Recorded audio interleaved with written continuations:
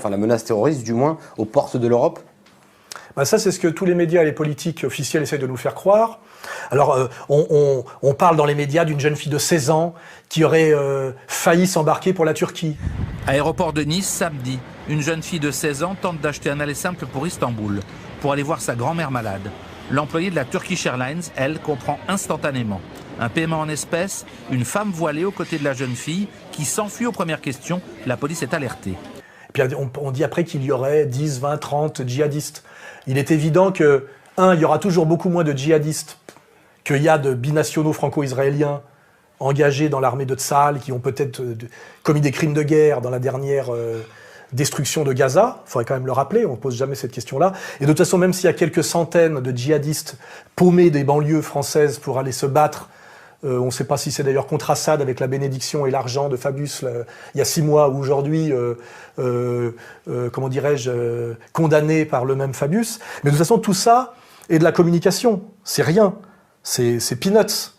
C'est toujours comme Mera ou le type de Belgique, donc on vient de découvrir qu'il a peut-être aiguisé le couteau, qui a permis de couper la tête du journaliste, qu'il aurait été reconnu. C'est-à-dire que là, on voit vraiment des manipulations, je le dis, grossières pour ménagères de moins de 50 ans, où d'un seul coup, les types servent à tout et à n'importe quoi, et on vous fait croire qu'il y a un djihad planétaire qui va bientôt envahir la France, et que la France est à la veille d'une guerre de religion, parce qu'il y a quelques couillons de banlieue entièrement sous contrôle de la DCRI, et entièrement manipulé par les divers services occidentaux, américains, israéliens, anglais, etc. On se rappelle que Mera était allé et au Pakistan et en Israël. Il faut avoir 2 passeports et qu'il avait un officier traitant de la DCRI. C'était pas juste un petit dealer qui avait basculé.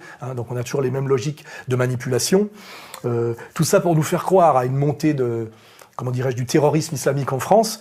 Il est évident que si demain il y a des attentats islamiques en France, c'est parce que c'est la volonté de l'Empire de mettre le feu à cette mèche et à ce baril de poudre qui a été purement fabriqué par les néoconservateurs américano-sionistes et par leurs suceurs et suiveurs français.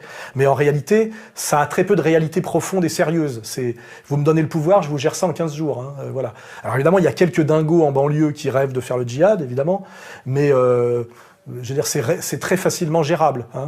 Mais par contre, si l'État français et l'État profond et l'Empire a décidé de créer la guerre civile en France en manipulant tout ça, effectivement, ça peut être dangereux en période de crise économique aggravée, avec, je le rappelle, une France qui a à la fois la plus grosse communauté juive d'Europe, 6 à 700 000 juifs en France, alors qu'il n'y en a que 40 000 en Espagne ou 40 000 en Italie, et que le pays le plus juif d'Europe, traditionnellement, qui était l'Angleterre, en a 2 fois moins que nous. Donc on a la plus grosse population juive d'Europe, et aussi la plus grosse population musulmane, et c'est pas des musulmans turcs comme en Allemagne, où le contentieux est moins fort, c'est des musulmans issus souvent de notre ancien empire colonial, avec un passif et une agressivité qui a été entretenue, notamment par tous nos profs d'histoire trotskistes, et notamment par des gens qui contrôlent l'histoire coloniale française. On a vu récemment qu'on a promu un monsieur Stora, n'est-ce pas, qui parle beaucoup plus de la colonisation française que du décret Crémieux. On voit bien que tout a été mis en place en France, toujours par les mêmes, pour pouvoir, si nécessaire, pour se sauver eux-mêmes, déclencher une guerre civile entre soi-disant Français de souche chrétiens et immigrés musulmans. Mais ça sera, je dirais, un déclenchement artificiel. Mais par contre, il faut pas oublier que dans l'histoire, les guerres sont souvent, presque toujours déclenchées artificiellement. Personne ne veut la guerre, en réalité, très peu de gens. On déclenche des guerres en Afrique, à tout va, en manipulant des petits groupes d'aventuriers et de maboules avec un peu d'argent et des armes. On peut déstabiliser très facilement des pays. Regardez en Ukraine récemment, l'OTAN a décidé de déstabiliser l'Ukraine, ils ont financé quelques groupes, ils ont fait basculer l'Ukraine. Donc à la fois, il n'y a pas de menace, je dirais, djihadiste et d'islam radical en France qui voudrait déstabiliser le pays et être dans une logique de reconquête. En réalité, les musulmans de France sont de plus en plus sur une ligne égalité et réconciliation. C'est facile à vérifier si vous vous promenez un peu et que vous allez sur le terrain comme je vais moi sur le terrain. D'où d'ailleurs le succès d'égalité et réconciliation et l'avenir d'égalité et réconciliation dont on parlera tout à l'heure. Mais par contre, un appareil d'État traître et des élites traîtres, sionisées de A à Z, peuvent déclencher une guerre civile en France, malheureusement, sur un contexte de crise économique et un contexte de tensions ethnico-religieuses qui sont activées et entretenues depuis des décennies et des décennies, aussi bien du côté des immigrés par des salopards comme le Pire et les fameux Bouamama, c'est ça, ou Boussouma, je me rappelle même plus de son nom, qui peuvent être des profs d'histoire géo payés par l'État français pour inciter à la haine raciale et à la haine entre citoyens en France en permanence. Parce que dans ce pays, la chasse aux étrangers continue. La chasse aux sans-papiers continue. C'est la continuité du crime du 17 octobre qui se perpétue aujourd'hui. Nous voulons que cette plaque, la prochaine, dise ont été tués par la police française, ont été tués sur ordre. S'ils ne le font pas, c'est parce qu'ils sont toujours d'accord avec ce meurtre. S'ils ne le font pas, c'est parce que ce meurtre, pour eux, n'en était pas un. C'était une opération d'épuration ethnique. Ça, c'est une question. Normalement, ces types-là, sous De Gaulle, ils étaient reconduits à la frontière. Aujourd'hui, ils sont entretenus et favorisés dans leur travail de propagande de haine.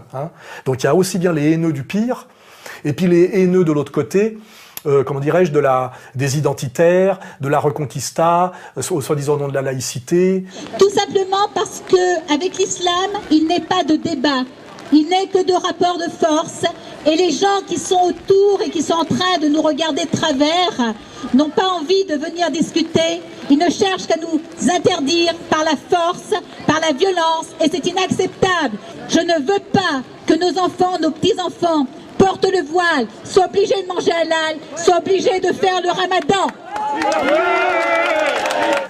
Et on remarque d'ailleurs que les groupes catholiques traditionnalistes, que ce soit Civitas, qui est on va dire le bras politique de la fraternité Saint-Pédis, les vrais catholiques ne tombent pas dans ce piège, sont sur une logique de front de la foi et de refus du choc de civilisation et de réconciliation nationale, ce qui est notre ligne. Nous autres catholiques, nous exprimons tout l'intérêt et tout l'espoir que nous éprouvons de voir sortir des décombres de notre pays un nombre réel de nos concitoyens dont la lucidité nous réjouit.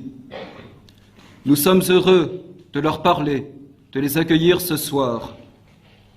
Nous sommes heureux de leur amour de la France. Nous leur disons que nous encourageons un effort de réconciliation nationale dans son inspiration et dans son but qui est noble. C'est la seule ligne possible pour la France, pour ceux qui aiment le pays, pas ceux qui veulent le détruire. Voilà. On va y revenir tout à l'heure.